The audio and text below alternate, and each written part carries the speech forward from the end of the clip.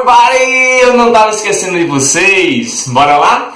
Olha só, eu fiz com os meninos de primeiro período uma revisão bem rapidinha aqui no YouTube para a gente trabalhar alguns pontos da nossa prova.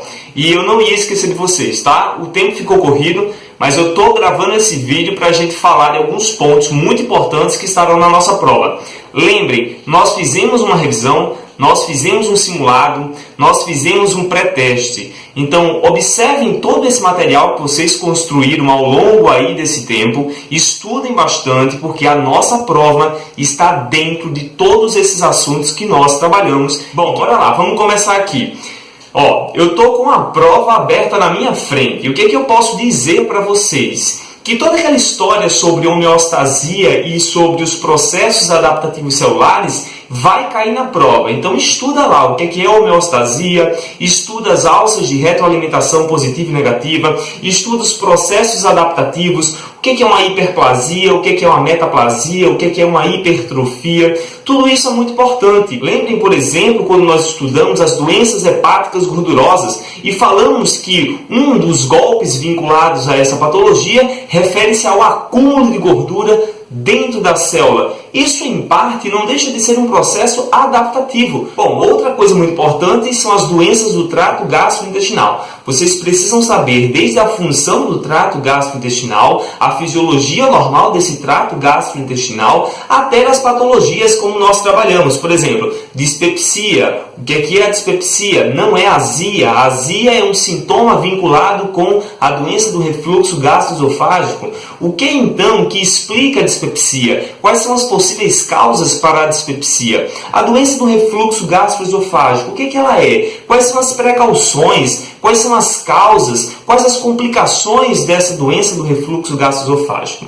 Bom, dando continuidade, descendo no nosso trato digestório, nós temos aqui as hérnias de hiato e a hérnia paraesofágica. Está lá na nossa prova. Precisa saber a diferença entre elas duas. Lembra que a hérnia hiatal é aquela em que tanto a junção esôfago-estômago quanto o fundo do estômago, elas sofrem um movimento de deslizamento para dentro da cavidade torácica. Enquanto que na paraesofágica, a hérnia paraesofágica, nós temos apenas um movimento no fundo do estômago para a região da cavidade torácica. A junção esôfago-estômago, ela se mantém lá na cavidade abdominal, tá certo? Então, observa essa diferença porque ela é muito importante, vai estar lá na nossa prova.